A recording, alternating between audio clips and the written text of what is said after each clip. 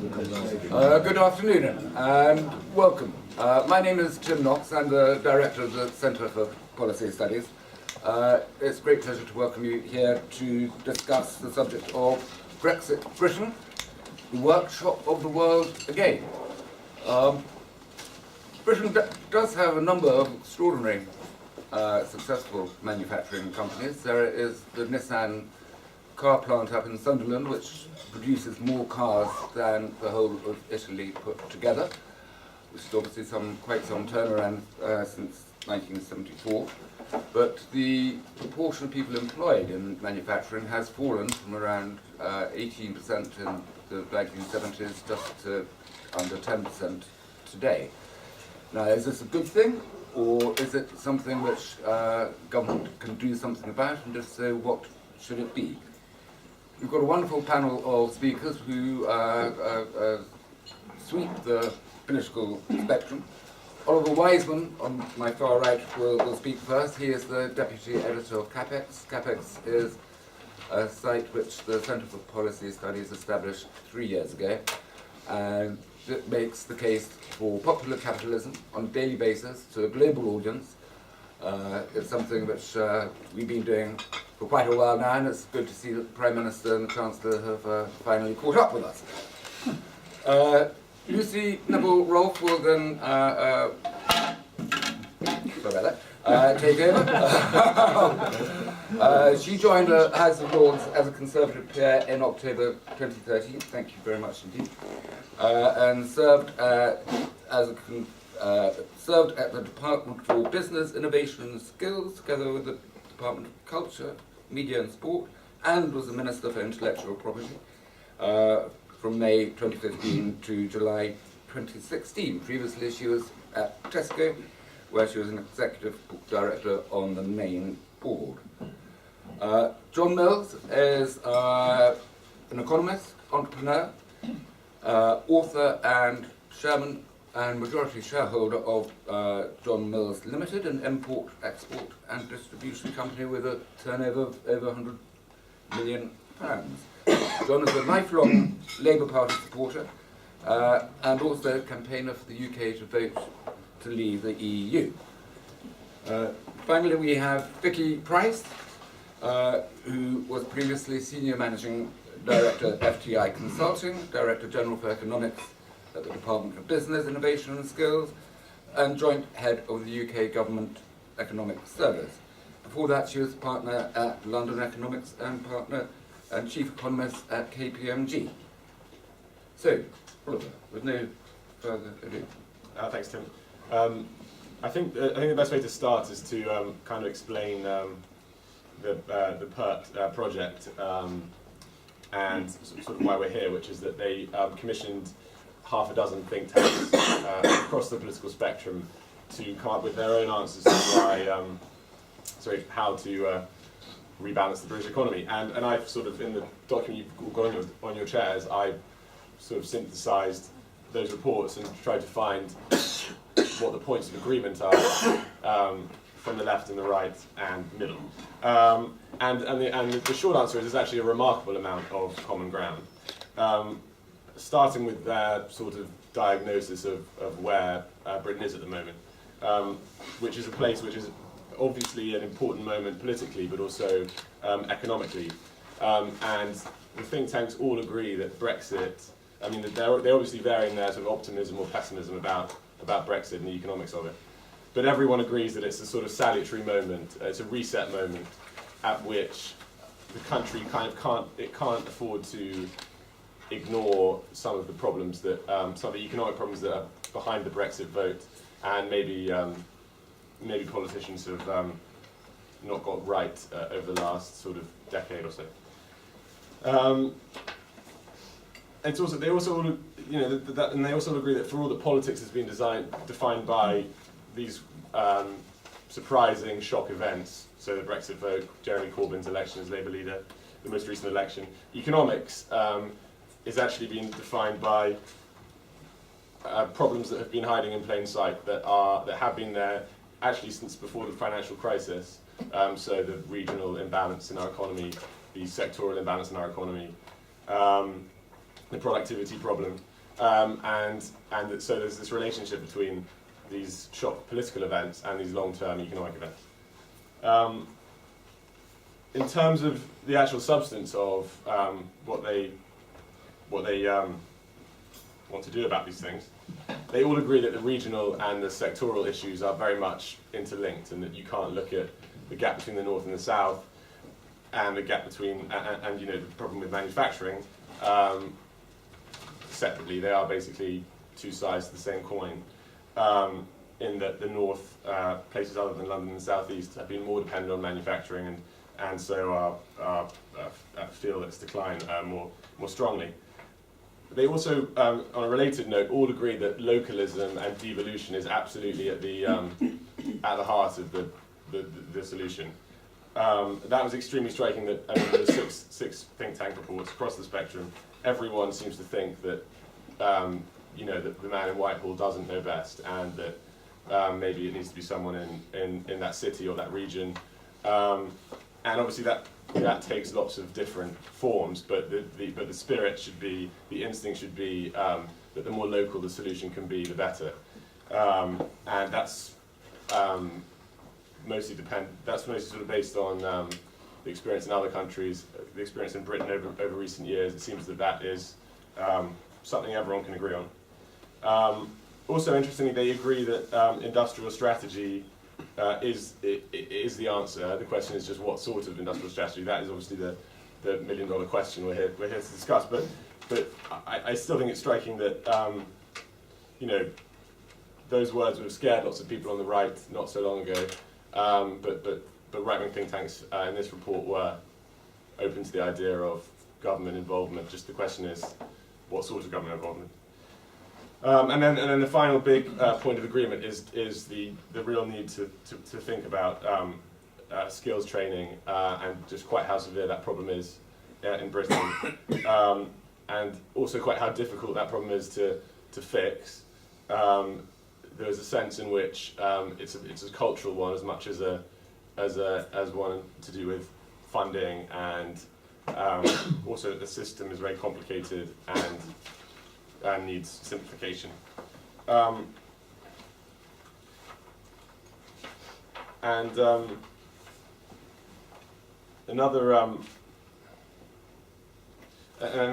final point really is that brings the politics and the economics back together, is that talking about manufacturing, talking about the regional imbalances in the country, really all comes back to productivity, which is sort of at the heart of not just the economic problems of the country, but also, I think, at the heart of the political problems of the country. Because ultimately that's the only way that wages will start going up in real terms, and that you will see a more satisfied and less unpredictable electorate. And so I think that sort of introduces the main themes of the report. So, thank you very much, Lucy. Thank you. Brexit Britain, the workshop of the world again. Now, I'm going to start by saying that I can't agree with the word again, because I think the future can never repeat the past, and I think the future for business in the UK can be a good one after Brexit, but it's going to be very different from our industrial heyday. And I enjoyed the reports that you sent us to read, the CPS, the IEA, the Demos, because I think all of them are a good complement to the government's green paper on industrial strategy, which, whilst admirably open, tries too hard to be all things to all people, and is, I think, a little bit too interventionist for this particular Tory, and you can see I have a strong branding. Now, I was a Remainer, but today I'm a Go It, which stands get on with it, as most people are that I talk to outside London. They can't understand the delay, which, apart from anything else, is in itself damaging confidence. So let's hope a deal involving a transition period of no more than 2 years takes shape quickly. And of course it takes two to tango, and we need to prepare a contingency plan in the case of no agreement. To my mind, I've done a lot of negotiation. You can't achieve a good deal if the other side knows you must agree to something. So business are understandably concerned about losing the flow of talent, to which they've become accustomed in global Britain, R&D collaboration, smooth border arrangements, data protection, and many other things. And actually, they're all the subject of very good reports by the EU Committee of the Lords, on which I now sit. And there do undoubtedly seem to be some awkward features in Brexit, but some, I think, will prove to be less important in the event than they now seem now. Because you probably can see that I'm, by nature, an optimist, and I think we should assume for today that there will be an agreement, and that, indeed, that's better, to my mind, than no agreement. And to my mind, things aren't quite as bad as people think. The economy is growing, slowing, but growing. Record numbers are in work, and we've reduced the deficit by 2/3. And UK exports are increasing, contributing to UK growth. So Baroness figures this week revealed that in 3 months to June, over 23 billion flows into the UK, and that's compared to a forecast of 16 billion. So hopefully we'll retain our 2016 place as the most attractive place in Europe to invest because of our real strengths. And the EEF have reported rising output levels in the second half, with orders returning to historic highs across all the subsections of manufacturing. I suppose the biggest example of this is Rolls-Royce's big investment, biggest for a decade, 7,000 jobs in the East Midlands. Even Unite approved of that. So whilst Brexit is a mega distraction, you can see that right across government, there is an underlying dynamism in business. And I think there are 4 important things that I wanted to highlight, which actually are different from Oliver's. He was focusing on regional disparities. I wanted to make a slightly different point. So first, the very nature of manufacturing is changing. Now, I used to try to explain this in the Council of Ministers when I was the industry minister. So a car is no longer just a manufactured product. It has fancy digital insides and features worth more than the steel, and a service contract to mend it and to adapt it over time. And in 80% of cases, the car manufacturers also arrange and take most of the risk on the financing of the sale to the consumer. Much the same is true of a British washing machine. Yes, they're actually being built now in Newton Aycliffe. Or take health and pharmaceuticals, one of our most successful manufacturing sectors. This is being transformed by our digital expertise, which the Chancellor was saying was best in the world. I'm not sure that's true, but it is very good. And by the advance of AI. And that's a British strength. And it's bringing down the speed and the cost of new drugs. And all of this change and dynamism is good for jobs and growth in British manufacturing, even though its share of the economy, narrowly defined as manufacturing, is unlikely to grow. So digital change is extraordinary. And then through digital fintech and the competitive response to the fintech firms, you're seeing a revolution in banking as well. And that can help business entrepreneurs to secure risk capital and indeed reduce the bank monopolies.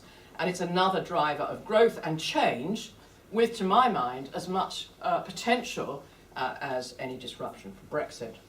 Second point, with more UK investment in research, and not just in elite research, we're seeing more high-value manufacturing breakthroughs, which going forward can change the marketplace. So every day there's a professor, there's Sir James Dyson, articulating an amazing future in this space. Obvious areas, obviously, are battery cars, renewable energy of various kinds. Both, however, require planning for huge infrastructure investments as networks change, and also planning to major changes in the supply chain. So a battery car requires far fewer fancy components, and renewables don't need the same ones as oil and gas. And this can sap at the living of many SMEs unless they can adapt and change.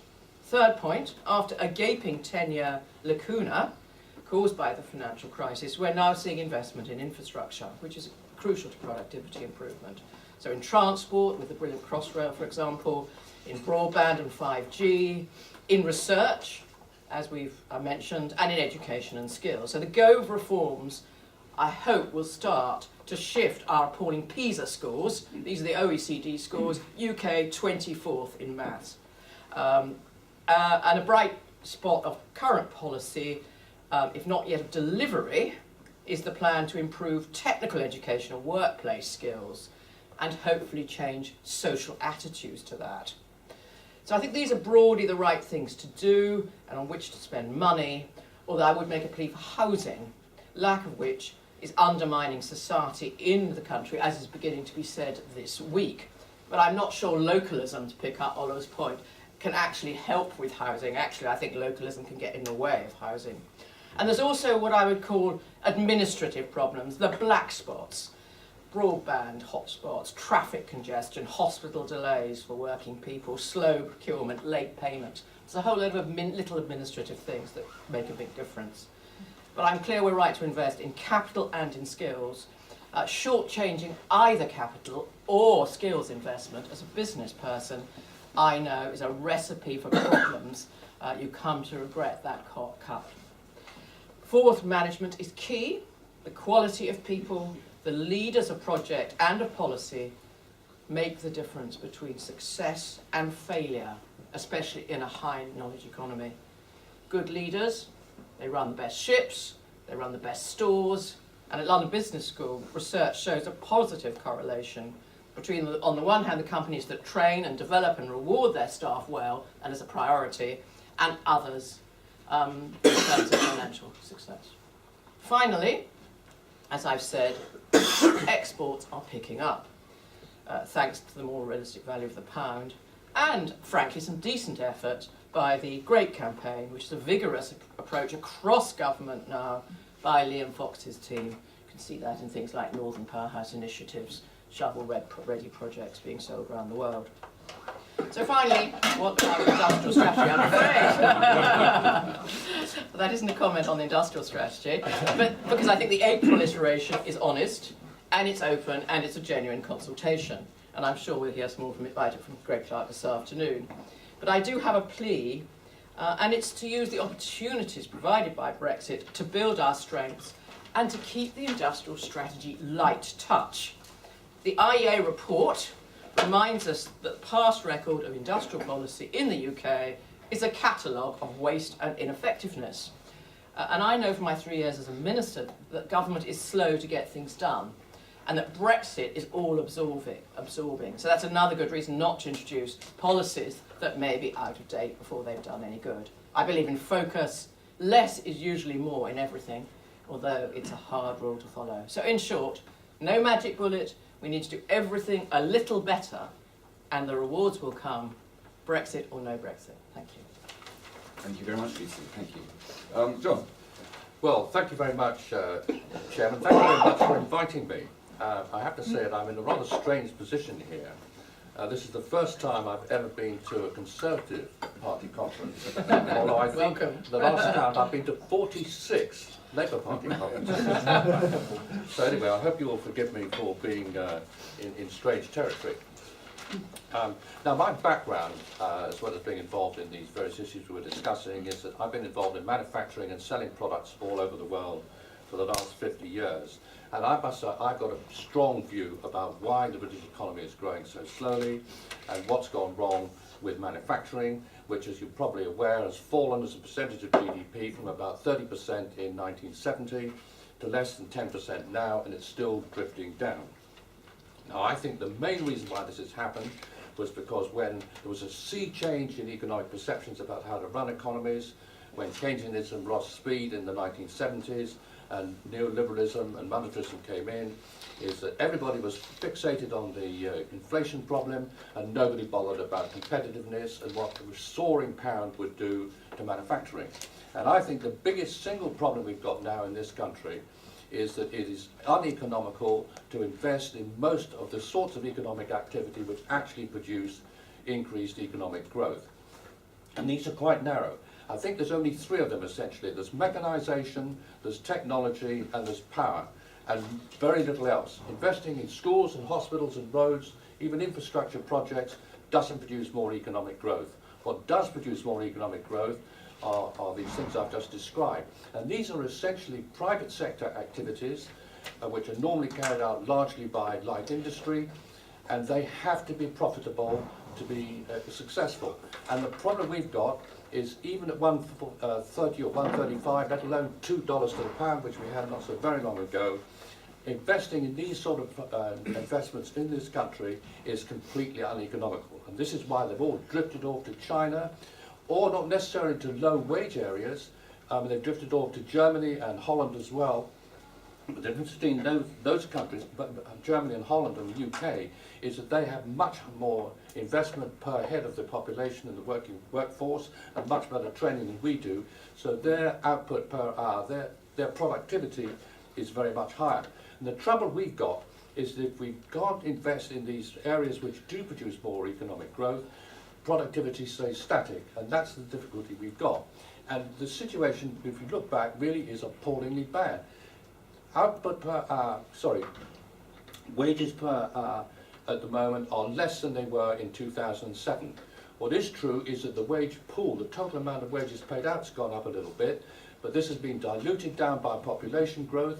It's being diluted down because we're paying more and more money abroad every year because we've run balance of payments problems, and it's also being diluted down because the wage share as a percentage of GDP is also falling. And the result of all this is we've had no increases in productivity for the last 10 years.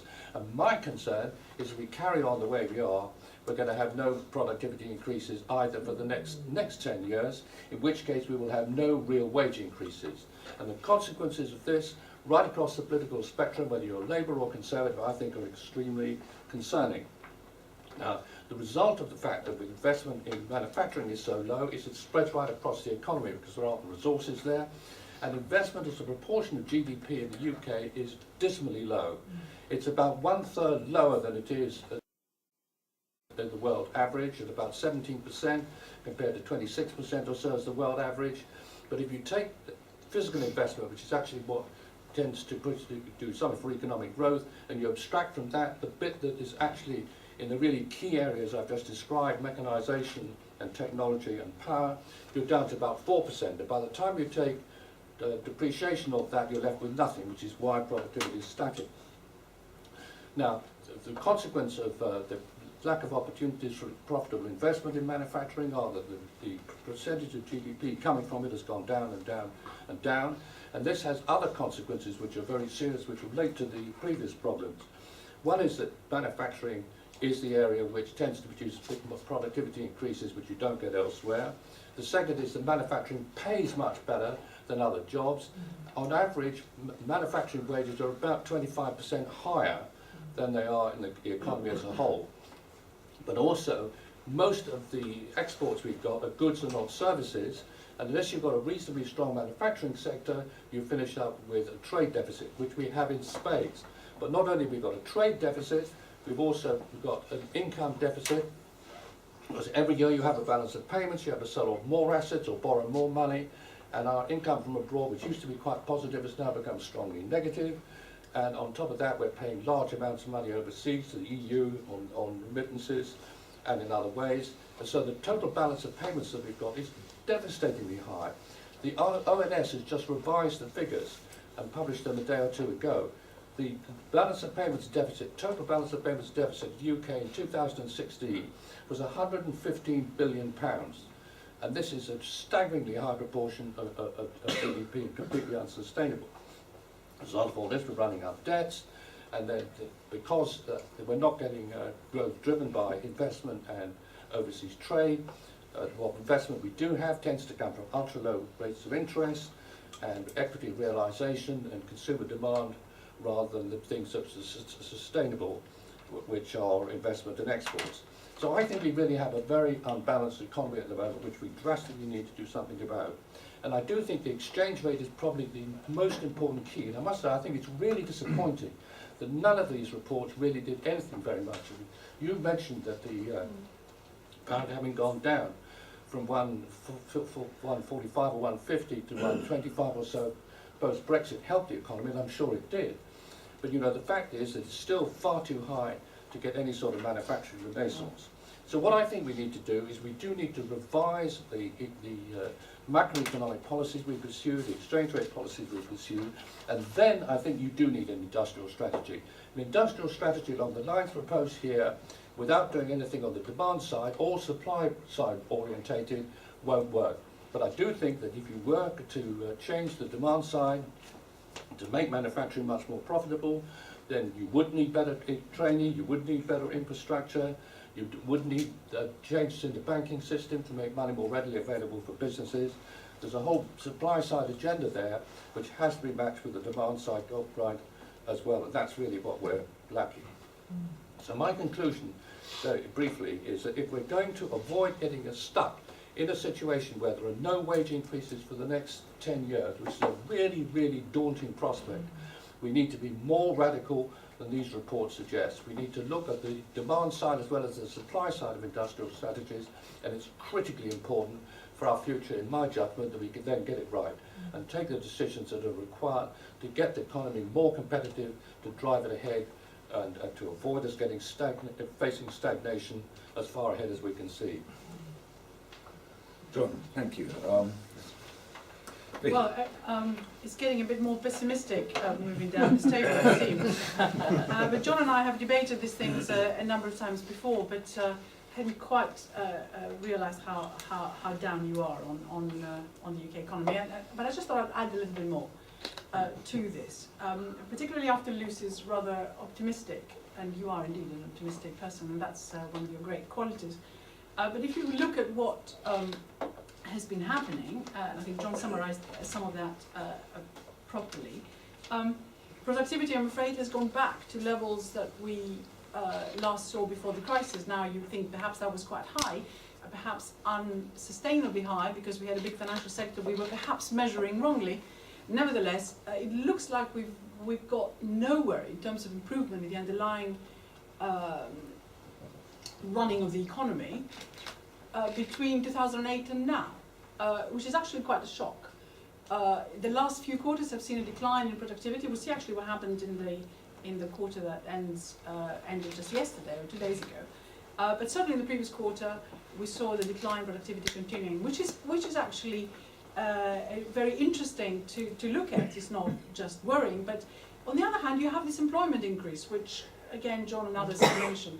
And of course, what businesses have done, I'm afraid, is instead of investing, because of the Brexit uncertainty, I don't quite see where some of these opportunities may be. For the moment, anyway, businesses don't quite see it that way. And of course, they want a long transition period. They made that clear. But what we've got is that business investment itself has been held back. There have been some quarters where, in fact, it's been flat, others when it's falling, then some quarters where it's risen a little bit. But overall, it's been pretty flat. And what businesses have done is they've actually used people, employing more people, many of them very often coming from abroad, to be certain. But they've used more people to produce the output that's demanded, whether it's for domestic consumption or for exports. And they use these people instead of investing, because they are easy to hire and easy to fire, and they don't pay them huge amounts, and that's how they've actually managed to meet the demand that was taking place. And the interesting thing is that actually it has changed the structure of our economy, because until then, and this is really why Brexit is so significant, until just a few decades ago, we thought that we would have an unemployment rate of 10%, and that anything below that would immediately lead to increases in inflation. Because we'd have a real problem in terms of, perhaps the unions and so on, but more that we didn't have enough people with the right skills to be doing various things. And then there'd be brakes put on the economy because you'd have inflation. What happens now is that actually we're able to meet this considerably more easily, and there are different ways of working, which of course we don't all approve of. But nevertheless, there are people available that can do the various jobs that are necessary. And remember the forward guidance of Mark Carney. He said below 7% of unemployment rate, I might actually need to raise interest rates. Here we are at 4.5% unemployment rate. So there's been a change fundamentally because of globalization and openness. Let's not forget that when we talk about the Brexit issues. In the NIRU, as we call it in Economist, which is the non-accelerating rate of unemployment, non-inflation accelerating rate of unemployment. So it seems to be moving down and down, not only here, but in many other countries, and certainly across Europe, but also in the US. So you can actually grow faster. Wouldn't it be even better if we were able to grow, but actually also improve the productivity at the same time? So the business investment side is absolutely critical. And then, of course, it leads you immediately to think, well, why is it that the balance, perhaps, of the economies is slightly wrong? Because what we've got now is that because of the way in which this expansion has taken place, we have real wages, as John hinted. They've been falling for the last 3 quarters. In fact, if you look longer, we said we had a decline in real wages. And what is more, because of the change of the way in which people work with the gig economy and so on, and loads of self-employed people, many startups. If you read your City AM this morning, if you're coming from London, you will see that there is a new calculation of the number of startups of companies that exist. Many of them startups. There's been a 1 million increase in the last 10 years, or perhaps even less than 10 years. And that is, of course, because lots of people have become self-employed, do things differently, but very often they work part-time, they work for Uber or whatever. And the unfortunate thing is that since the crisis, their real wages have fallen by 20%. And those real wages matter for the calculation of productivity because the gross value added is so low. And that has led to quite a significant change in the structure of the economy and what is expected of our workers. And what has happened, interestingly enough, is that, as I was saying in a previous discussion that we had this morning, it's the high-skilled people who are doing well, loads of demand for low-skilled labour, and a real decline in demand for middle skills, which actually creates loads of problems in terms of how do we train, who do we train, what do we really want, who do we want to let into this country, etc., etc., etc., which I don't think that the debate has seriously taken place yet when you look at the change in the structure of the economy. And yes, of course, the exchange rate has been helpful, and I think John has been writing about the pound issue for decades, and he's quite right, because if you have a low productivity economy overall, and we've been worse than many other countries, it would have been even worse if we didn't have this foreign direct investment coming in that Lucy mentioned, and there is concern about what will happen after Brexit.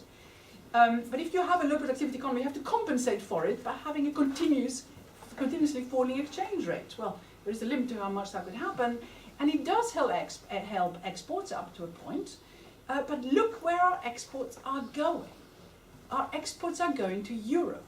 I mean, the increase in our exports has been mainly to continental Europe, because they are now growing at the fastest rate in 6 years, and they are sucking in our inputs and our exports, and of course their exchange rate is going up because they are doing rather well, and ours against the euro is doing pretty badly because we're doing so badly against the euro. We're now growing at the lowest rate of any of those countries, and the lowest rate in the OECD practically. So we're not doing fantastically well, and our exports go to the place we want to leave, which is one of the worries. And if you think about SMEs are spread all around the region, loads of them here, with loads of very interesting things that they're doing. SMEs can't really travel that far without fantastic help. I mean, it's SMEs who get really squeezed if the transaction costs, the selling costs go up. And that's one of the things, again, you need to consider in any sort of trade policy of the future. And frankly, you know, Liam Fox saying that we're going to have fantastic trade deals with Australia when it's only 1% of our trade, it doesn't actually do an awful lot, whereas Europe, of course, as you know, gets 45% of our goods and services. Now, in terms of our balance of payments, I mean, John is right that this is a problem.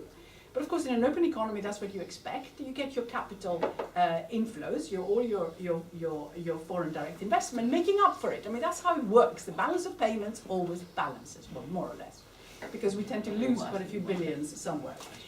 So the capital comes in, and it's a sign, perhaps, that of course we're still worth buying, we're still worth investing in. But of course, there's been a lot of purchases because we're cheap now with the exchange rate being so low. So companies are being bought. We're losing some of this intellectual ability. But then the focus on manufacturing, when you look at these reports, I mean, it's quite interesting because the various reports, a number of them actually, because we had to all read them over the weekend, by the way, and I read some of them on the train this morning, make the point that perhaps we focus too much on manufacturing and services, after all, matter hugely, just as we've been hearing, which is absolutely true. And of course, the way the supply chains have moved all across, anyone who produces anything here will try and buy things more cheaply somewhere else for the little components that go in. As you know, the figures about how components go in and out of Europe 6 times before they end up in a car. So that's one of the problems with customs union, etc. But that's a different issue. What you find is that, of course, those costs of imports have gone up significantly because of the exchange rate. And we do import a lot of our consumer goods and our, through the supply chain, a lot of our manufactured products. So it's inevitable that we'd have this problem on the exchange rate, not necessarily solving the manufacturing deficit problem. But what you have is services. I mean, the extraordinary thing is how much more services are now exporting. And if you look at the deficit of 150 billion on on the overall thing, the interesting thing is that within that, services are in surplus by about 70 billion.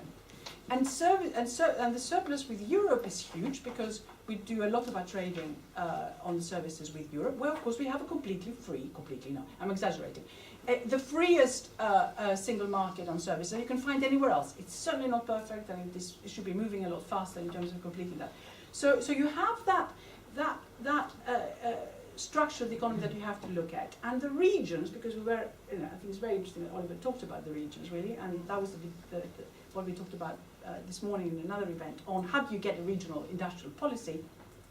They have to look at a range of things. It's not just high-tech manufacturing and life science and so on. It's all the rest on which, as Lucy correctly said, all these other services which support manufacturing but also have a reason to be there in their own right.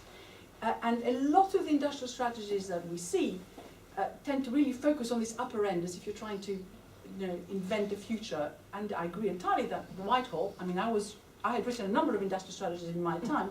Whitehall doesn't know best. And what Whitehall has, as Lucy knows since we were colleagues, what Whitehall does is it gives ministers the impression that they're picking winners, when in fact all they're doing is doing horizontal spending. In other words, the areas that really matter for productivity are, how much innovation is there in the economy, how many skills there are, and they matter also for the regions equally. Is there enough competition?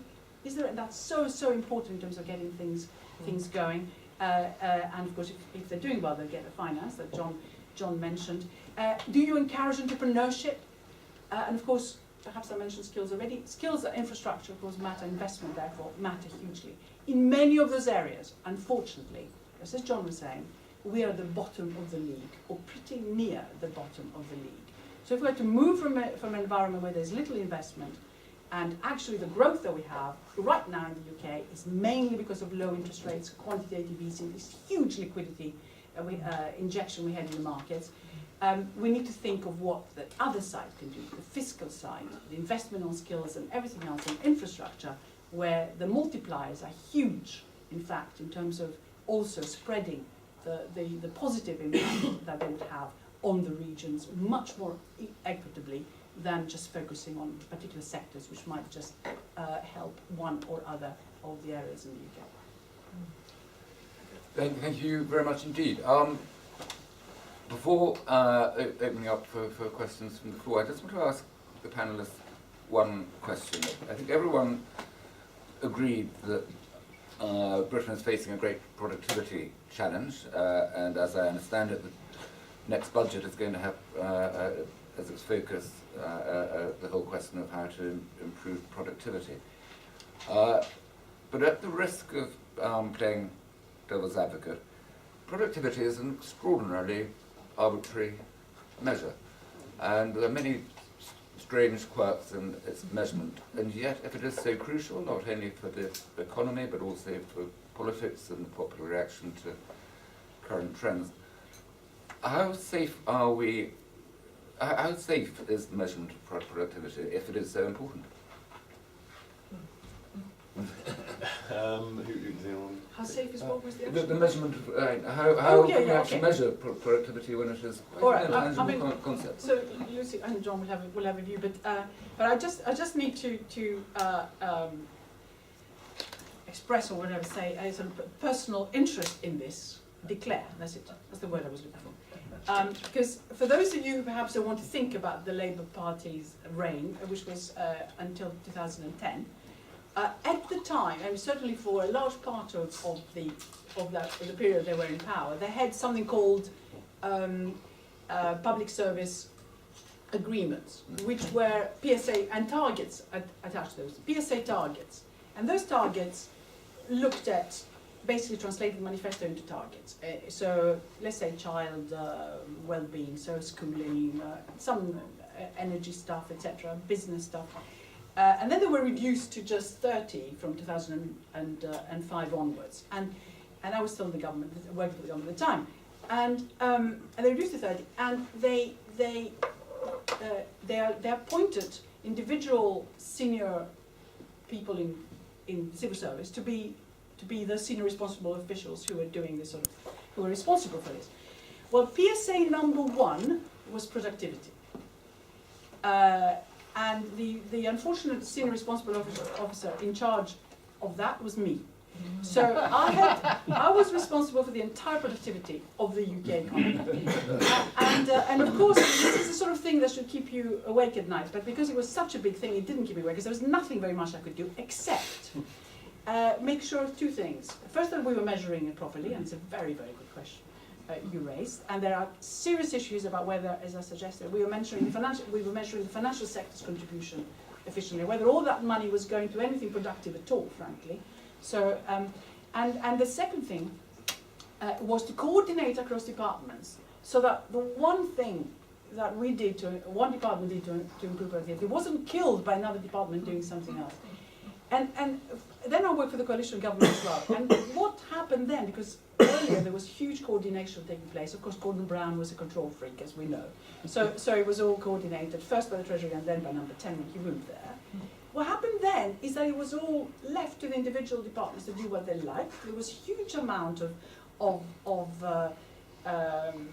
autonomy given to individual secretaries of state instead of this coordination of number 10. Plus, of course, I think one way of just keeping the Lib Dems out of having any influence was that way.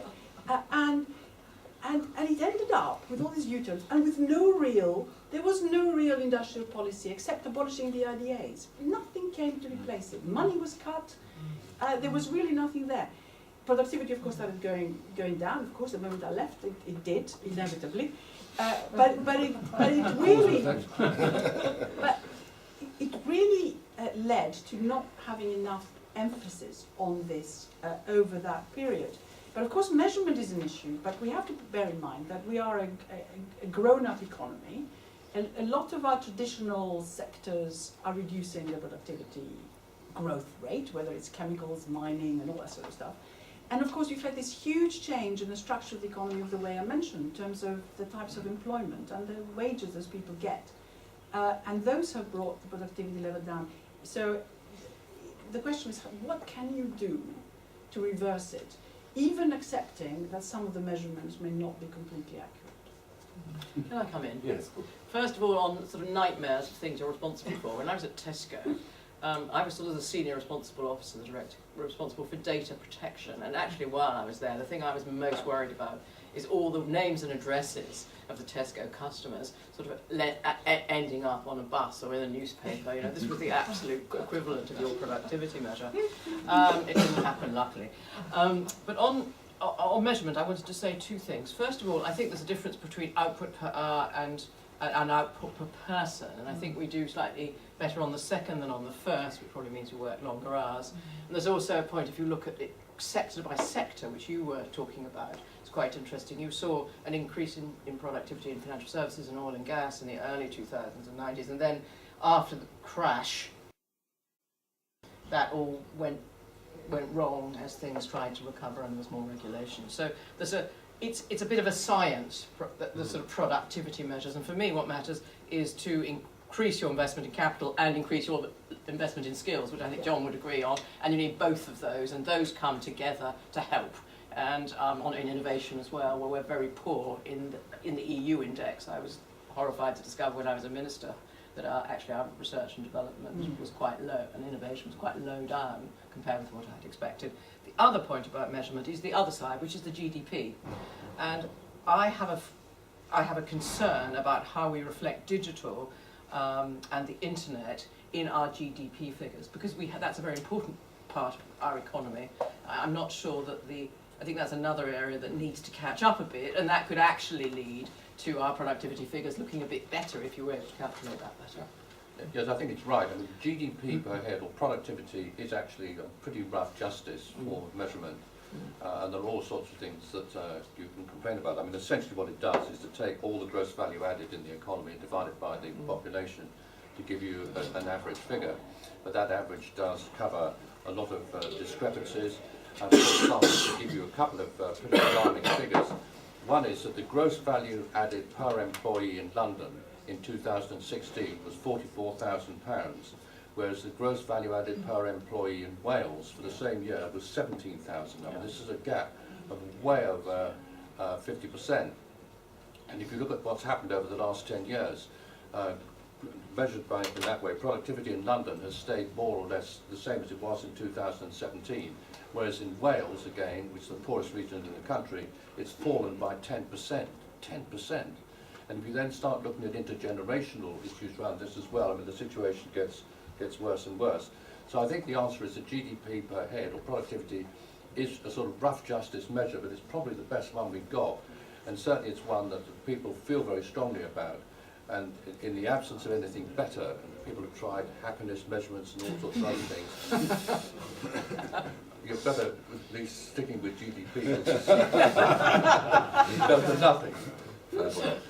Are there some questions? Bran and the lady there. On the measurement issue, I would agree with your comment, Tim, that it's very difficult to measure. I'd also say that most of the measurements in productivity are actually close to nonsense. Robert Stoll, the Economist, you can see that the computer age everywhere, but in the statistics, and it's certainly true. I mean, I've been doing a lot of work on financial services. The measurement of financial services uses almost a kind of completely arcane system based on interest rate differentials. It's very close to a guess. You go into other services, in the public sector, the ONS is still trying to enact what the Atkinson review. You look at new industries, hardly anywhere near measurement. So I wouldn't take them with an enormous pinch of salt. Thank you. Thank you. Beverly Nielsen, Birmingham City University. Thank you all very much. On the GDP per head, I think coming from the West Midlands, one of the big concerns is that we're being asked to become net contributors by the government, which means that GDP per head really gives us a deficit. It looks like we have a deficit. We're being asked to cut that deficit by £4 billion, roughly speaking, as the difference between the public sector spend and the tax take in the area. And because we look inefficient on the basis of GDP per head, we're actually being asked to cut investment rather than actually more investment being made into the region to make us more productive. So the measure is really critical to us. And I've recently surveyed businesses across the West Midlands in 3 key areas of economic activity: in transport, construction and energy. And what they're saying is that really external factors have 5 times greater impact on their productivity than their own internal factors. And they need to see more investment, obviously transport and connectivity. Skills is the most important area, but interestingly, business support, for the first time in 20 years working in the region, has come out as the 3rd greatest barrier to growth in our region, because business support budgets have just been cut and cut and cut down to next to nothing now. So that will be my feedback. Well, just to say, I mean, I don't quite understand where this £4 billion is, whether that's less government money coming in under the growth formula. But obviously there's been a big effort in the Midlands with this Midlands Engine initiative, which actually I think is quite effective in many of its respects. If I may just answer, it's the difference between the public sector funding coming in at the moment and the tax take from the region, and in being asked to be net contributors, that £4 billion would be taken away as the equation. Well, and no doubt there's some difficult decisions that had to be made because other bits of the country need to get more. But if one takes that as read, you are right that we do need investment in things like transport, skills, energy and so on. I mean, I wouldn't disagree with that. But to some extent, I think regions have got to look at these, and if they may be a bit short of money, but then that needs to be the opportunity of thinking of things in a different way. And I did want to say something about the exchange rate, because I think we're all agreed, actually, that having the right exchange rate makes a good difference and helps with competitiveness. Thank goodness we didn't join the ERM. It's already come down. The euro. And there could be some further succour from that. But from the Midlands, we're not in the Midlands today, I actually had looked at the figures in the Midlands, and I think the export potential across the Midlands and adjusting the supply chains as the exchange rate deteriorates so that you make more in the UK, because it not only helps the final exports, it actually helps the supply chain enormously. I mean, I know that from running businesses, that it's cheaper. So there are some big pluses there, but thank you for the answer on the 4 billion. Could I just make a couple of quick comments? First of all, on computers, you're absolutely right. The computers did very little to increase productivity for the first 20-odd years they were there. And I think this is largely because they were in the service sector, where productivity increases are hard to get anyway. By the time you include the cost of the computer department and the computers themselves and the installation costs and all the rest of it, there wasn't any improvement. Where computers have made a huge difference is rather later down the line, when they got involved in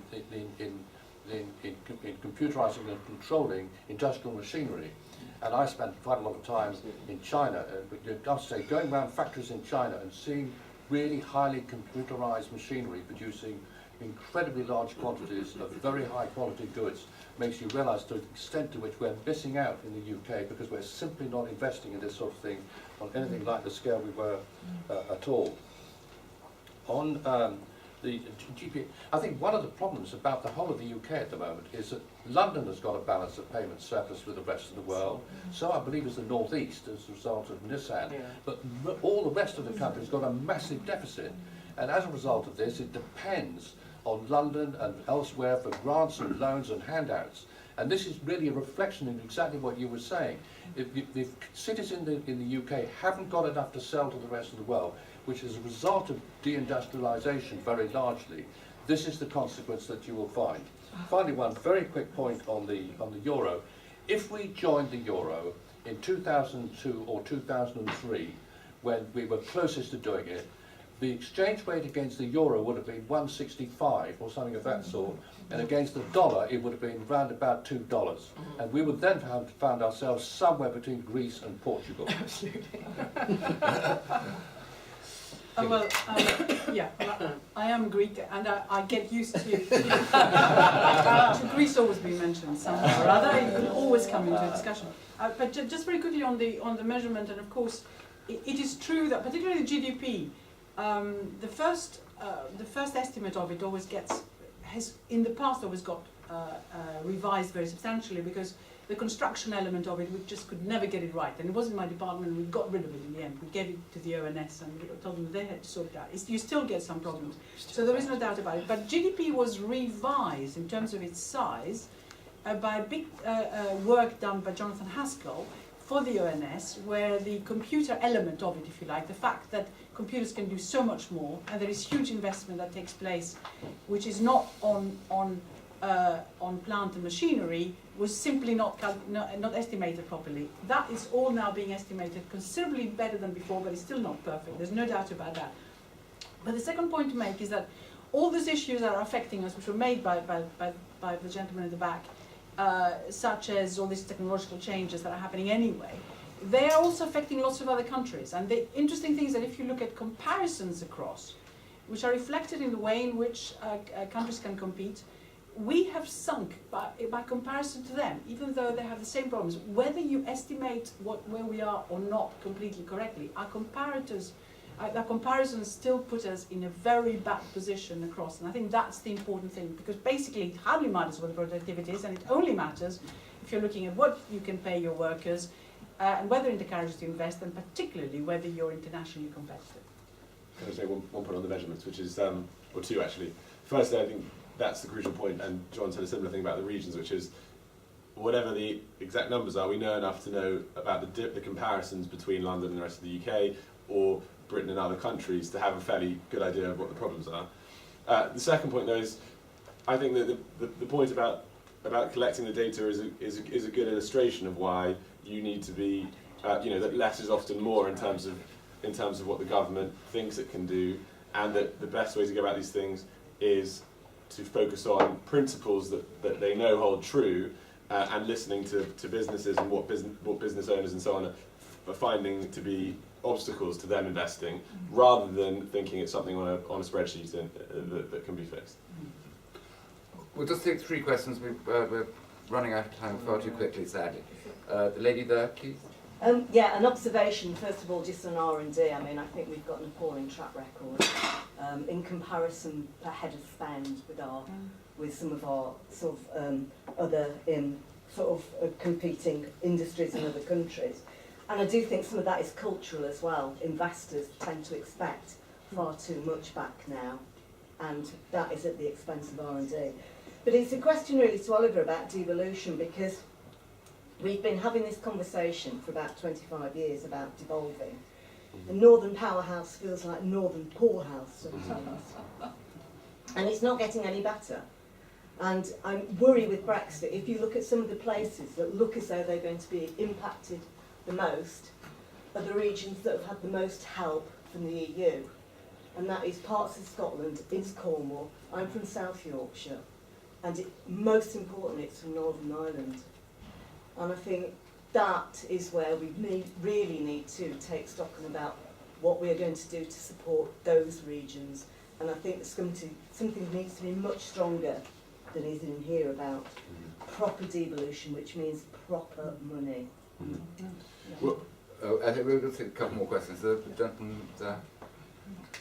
Yeah, an observation first, if I may, just around the manufacturing sector and housing and building and all those things that contribute about 10% to GDP.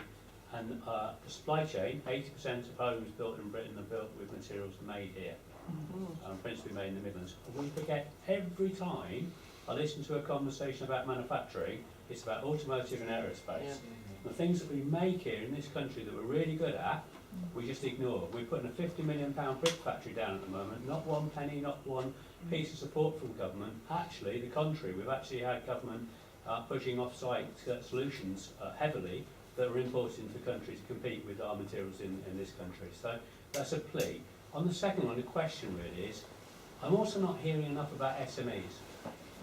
And Beverly's point from the survey that's just been done, the work that's just been done, around business support, it's heavily dependent on how the SMEs can access the support and the things that they need to help drive their business. In construction, that's 99.6% of the businesses who are not getting the help and support that they need. So I wonder how we're going to do that to make sure that as we come out of into post-Brexit economy, that we've got the SMEs at the heart of that agenda. One last question. So the gentleman right at the back. Tom Reynolds from the British Ceramic Confederation. Just endorse what the gentleman in front of me said as one of our members, but also, unless I missed it, I don't think anyone on the panel mentioned distortions to international free trade and the effect that they have on UK manufacturing. I just wondered whether you thought that Brexit allows an opportunity to implement more effective measures to tackle those distortions.